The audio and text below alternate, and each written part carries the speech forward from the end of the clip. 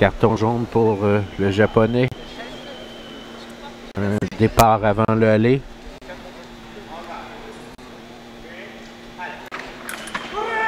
Les deux en retraite, les deux attaquent simultanément. Pas de touche. Carton rouge pour le japonais. C'est 2-0 pour M. Russell. Rappel aux web spectateurs qui écoutent la première fois de l'escrime en fauteuil roulant. Les athlètes doivent respecter le signal aller. Ils reçoivent un avertissement, un carton jaune. S'ils ne le respectent pas, ils reçoivent un carton rouge pour la deuxième fois. Maintenant, c'est 1-2. L'attaque du japonais qui a marqué.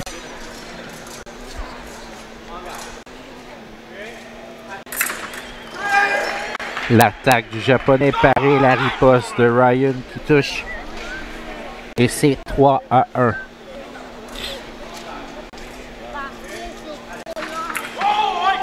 Les deux en attaque simultanée. Les deux partent vers l'arrière, les deux attaquent par la suite.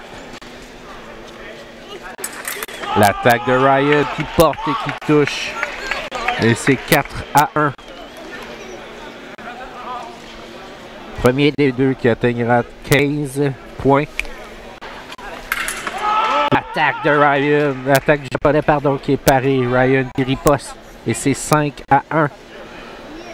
Donc il y a deux manches. La première manche se termine lorsque le premier athlète atteint 8 et la deuxième par la suite. Problème technique avec l'équipement du japonais.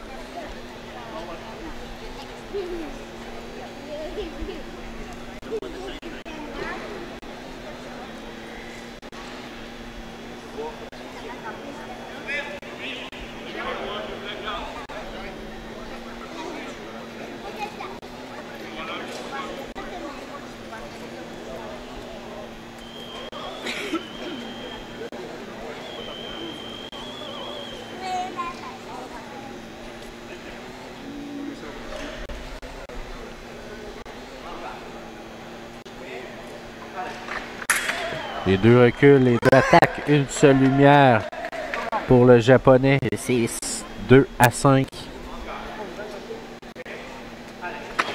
Attaque simultanée. L'officiel donne aucune priorité. L'attaque du Canadien Russell qui rentre sur la garde du japonais. Et c'est 6-2.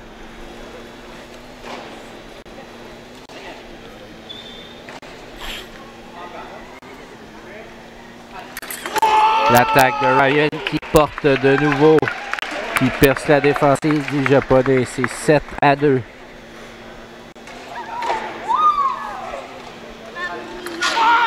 L'attaque du Canadien touche 8-2.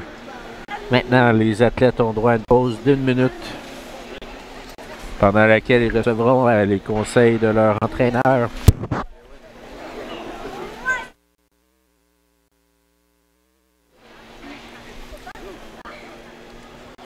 À la limite, boire un peu d'eau.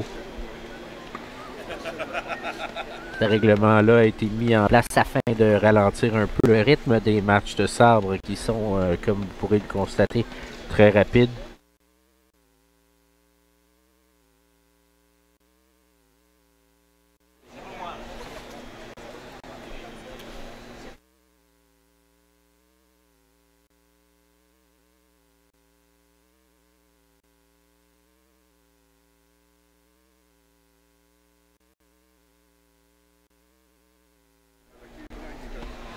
Le match va reprendre d'ici quelques secondes.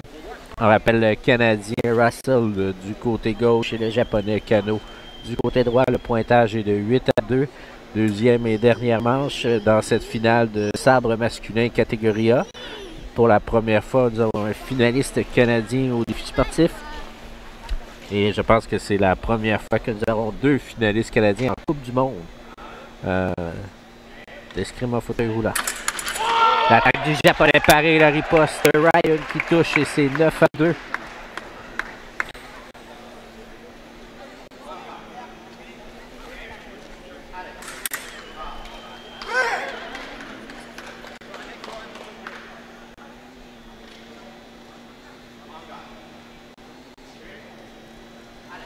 Oh, ici, faux départ pour le Japonais. Un autre carton rouge. Et c'est 10-3.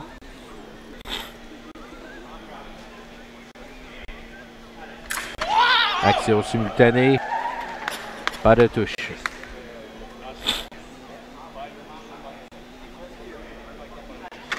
Les deux en retraite, les deux attaquent. Pas de touche. On a vu une pièce de matériel se détacher. C'est un fil qui relie la veste électrique au masque. On demande aux athlètes de bien se placer au centre. Action simultanée. Cependant, l'arbitre a décidé que le Canadien était démarré avant. C'est 11-3.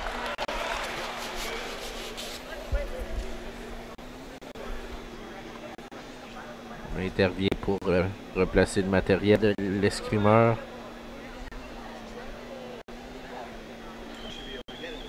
On teste si ça fonctionne bien.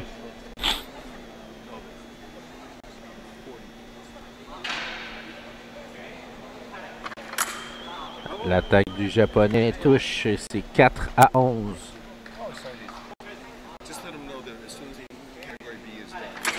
Action simultanée. L'officiel ne donne aucune priorité là-dessus. Ryan Russell demande la reprise vidéo.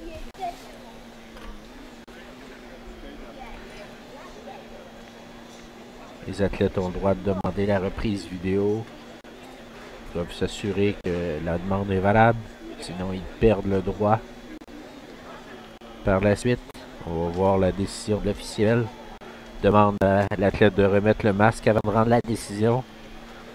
L'enchaînement, retour, on reprend et la touche est donnée à Ryan. C'est 12-4. L'attaque est mal parée et le Canadien touche. C'est 13-4. Assistons-nous à une première internationale. Le Canadien a remporté les deux partent, les deux reprennent de chaque côté. Ça reste toujours 13-4. Action simultanée, pas de touche de nouveau. Le Japonais demande la reprise vidéo.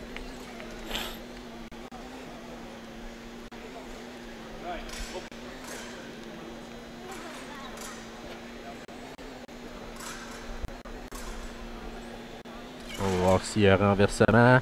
On demande aux athlètes de mettre le masque. Pas de renversement de la décision.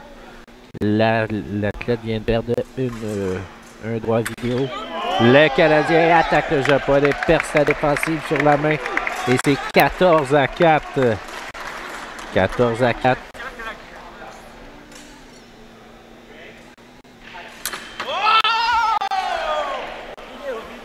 Attaque simultanée.